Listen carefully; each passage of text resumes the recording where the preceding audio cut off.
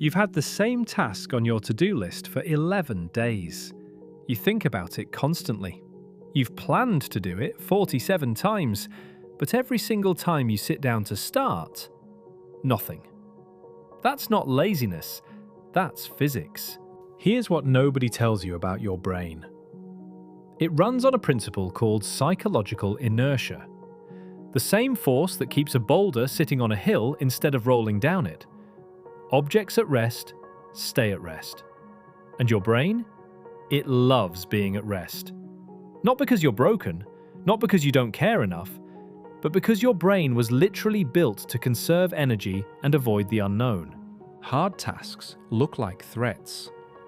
And your brain's number one job, since the Stone Age, is to keep you safe, not successful.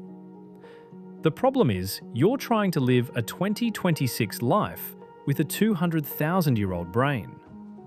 So how do you close that gap? You use the dead weight system. 5 steps to get an object at rest, moving again, and keep it moving without burning out.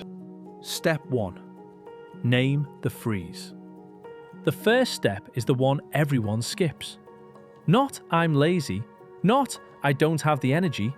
Be specific. Are you afraid it won't be good enough? Are you overwhelmed because the task has no clear starting point? Are you avoiding something because it means making a decision you're not ready for? Research from the University of California shows that labeling an emotion, actually putting a word on it, reduces its grip on your behavior by up to 50%.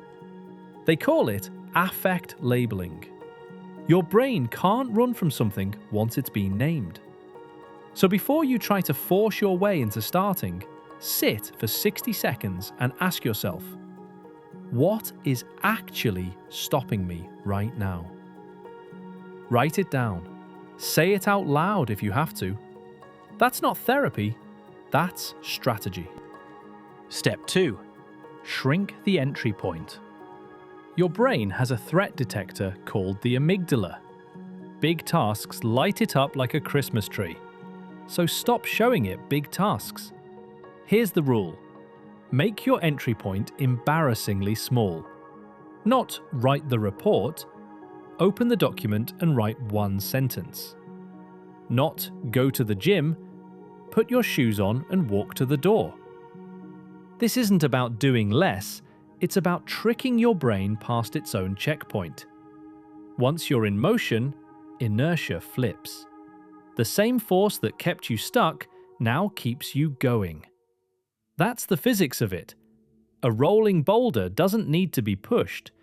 Neurologically, even tiny forward movement releases dopamine. And dopamine makes you want more movement. You're not fighting your brain anymore. You're using it. Step 3. Protect the first 20 minutes. Getting started is hard. But staying started? That's where most people fall apart. Here's why. Task switching is a tax. Every time you flip to check a message, glance at a notification, or let your mind drift to another problem, your brain pays a cognitive toll. Research from the American Psychological Association found that switching tasks can cost up to 40% of your productive capacity. Not from the distraction itself, from the mental switching cost. So the rule is simple. Protect your first 20 minutes like it's a crime scene. Phone face down. Tabs closed. One thing. You don't need willpower. You need an environment that removes the decision entirely. Set a timer. Label it. This is the only thing that exists right now. After 20 minutes, you'll often find you don't want to stop, because you're finally in it. Step 4. Schedule the resistance. Most productivity advice tells you to push through resistance, grind harder, be more disciplined. That's how you burn out in 2 weeks. Here's what actually works. Plan for the dip. There's a predictable moment in any hard task, usually around 30 to 40% of the way through, where everything feels harder than you expected and progress feels invisible. Psychologists call this the valley of disappointment. The people who make it through that valley aren't more disciplined, they just expected it. So before you start any significant task, write this down. At some point, this is going to feel pointless. That's normal. That's the valley. Keep going. That note is worth more than any motivational quote you've ever saved. Resistance isn't a sign that something's wrong. It's a sign you're in the middle of something real. Step 5. And this might be the most important thing in this entire video. Stop measuring how far you've gotten. Start measuring that you moved. When your only metric is, did I finish it? Every session that doesn't finish the thing feels like failure. And repeated failure feelings kill habits. But when your metric is, did I show up and move forward, even a little, every session is a win. And wins compound. A writer who writes 200 words a day every day finishes a book in a year.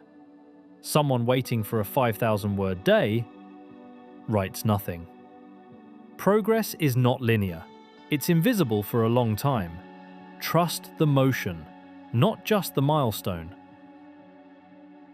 So here's your dead weight system. 1.